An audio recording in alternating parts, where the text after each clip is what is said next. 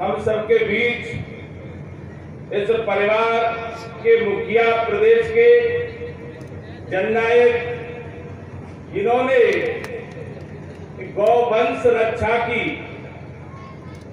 और गौ माता के गोबर की महत्वता को प्रदेश में एक अलग से पहचान देने वाले मध्य प्रदेश के जननायक, और मैं तो ये कहूंगा उज्जैन नगरी में महाकाल के भक्त परम आदरणीय मध्य प्रदेश के मुख्यमंत्री आदरणीय डॉक्टर मोहन यादव जी का आप सब लोग हाथ उठाकर स्वागत कीजिए, वंदन कीजिए, अभिनंदन कीजिए।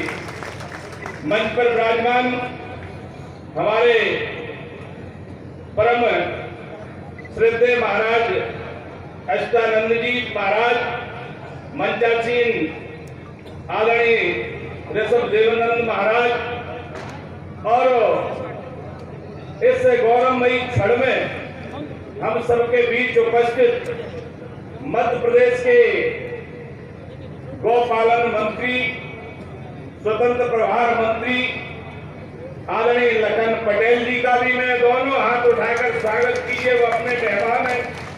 मंच पर विराजमान हमारे मध्य प्रदेश सरकार के उद्यानिकी मंत्री आदरणीय नारायण सिंह कुशवाहा जी, हमारे ऊर्जा मंत्री आदरणीय भाई प्रद्युमन सिंह तोमर जी, मंच पर विराजमान सभी सम्मानित विधायकगण, अतिथिगण, क्योंकि हमें मुख्यमंत्री जी को सुनना है, इसलिए सम्मानित मंच और समस्त संत भगवानों को मैं प्रणाम करता हूं, मंच को प्रणाम करता हूं।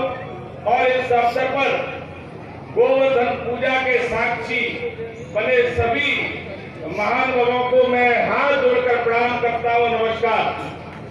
आज का दिन हमारे लिए गौरवमयी दिन है। आप इस बात को अच्छी तरह से जानते हैं कि जिस तरह से गोवर्धन की पूजा हर परिवार में आज सभी परिवारों ने की होगी, और इस समय गोवर्धन पूजा पे पूरा परिवार इकट्ठा होकर भगवान कृष्ण गोवर्धन की पूजा हम सब करते हैं। तो आज इसी परिवार में हमारे मुख्यमंत्री जी हम सबके बीच में यहाँ उपस्थित है। मैं इतना जरूर कहूंगा कि हमारे देश के प्रधानमंत्री आदरणीय नरेंद्र मोदी जी का जो संकल्प है, विकास भी कराना है और विरासत को भी और संस्कृति को भी आगे बढ़ाना है। इस संकल्प को लेकर संकल्प को अगर कोई ईमानदारी से साकार मध्य प्रदेश में हमारे मुख्यमंत्री जी ईमानदारी के साथ इस संकल्प को आगे बढ़ा रहे हैं, विकास भी मध्य प्रदेश का करा रहे हैं। उनके नेतृत्व में विकास की जो गति मध्य प्रदेश के अंदर बनी है, आप इसी से अंदाजा लगा सकते हैं कि ग्वालियर की धरती पर उनका कितनी बार जब से मुख्यमंत्री बने, कितनी बार नगर आगमन हुआ है। इसके लिए हम उनका अभिनंदन करते हैं। और साथ ही आप सबको ये भी अनुरोध करना चाहता हूँ, ये गौशाला आदर्श गौशाला मध्य प्रदेश की नहीं, जब माननीय मुख्यमंत्री जी का ध्यान ग्वालियर पर है और हमारी इस गौशाला पर है, तो निश्चित रूप से राष्ट्रीय स्तर पर आने वाले समय में इस गौशाला की पहचान बनेगी। और इस गौशाला के माध्यम से निश्चित रूप से मैं ये कहना चाहूंगा, जिस तरह से सीएनजी प्लांट के माध्यम से जो सीएनजी का उत्पादन हो रहा है मुख्यमंत्री जी के नेतृत्व में, ये भी हमारे ग्वालियर वासियों को इसका लाभ मिल रहा है। और गौ माता के गोबर के वजह से आज हम जैविक खेती की तरफ बढ़े हैं। मुझे कहते हुए प्रसन्नता है, आदरणीय महाराज जी बैठे इस गौशाला के माध्यम से मुझे भी जैविक खेती करने का अवसर लगातार 6 वर्ष से मिला है। इसलिए ये गौशाला हमारे ग्वालियर की प्रगति की गौशाला है, और आने वाले समय में मुख्यमंत्री जी के नेतृत्व में ये गौशाला और विस्तार रूप लेगी। और इस अंचल को, इस गौशाला के माध्यम से जैविक अंचल बनने में कोई कसर नहीं रहेगी। जिस तरह से आप सब जानते हैं कि भगवान श्री कृष्ण जो गोवर्धन की जो पूजा का जो प्रतीक और निश्चित रूप से मैं ये कहूंगा, गोवर्धन हमारे ग्रामीण किसानों की फसल का भी प्रतीक है। जब हमारी फसल आती है खलिहान में, जब हम गोवर्धन की पूजा करते हैं, इसलिए ये गौशाला के माध्यम से क्षेत्र की उन्नति प्रगति होगी, ऐसा मैं मानता हूँ। मुख्यमंत्री जी, मैं आपका हृदय से वंदन करता हूँ कि आपका ऐसे ही आशीर्वाद ग्वालियर पर और ऐसे ही इस गौशाला पे बना रहे। आपके इस कीमती समय के लिए मैं फिर पुनः अभिनंदन करना चाहूंगा कि आपने इस परिवार के बीच उपस्थित होकर भगवान गोवर्धन जी की पूजा आपने की है। आपको बहुत बहुत धन्यवाद।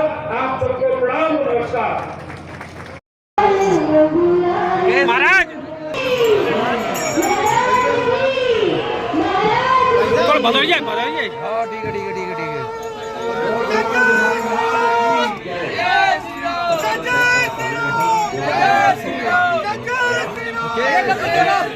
भैया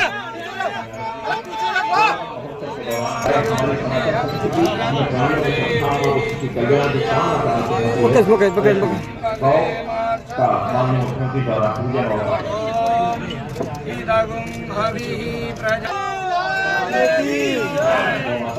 उनका पूजन, उनका अर्चन, ये हमारे पालनहार महाराज की जय।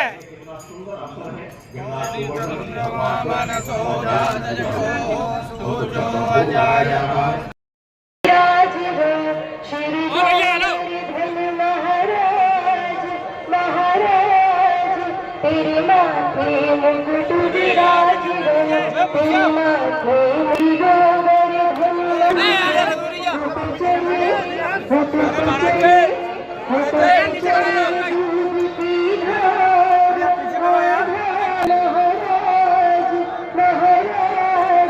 तेरे माथे सभी तालियों की आरती करेंगे। तेरे गली में बंधा साज, तेरे गली में बंधा साज,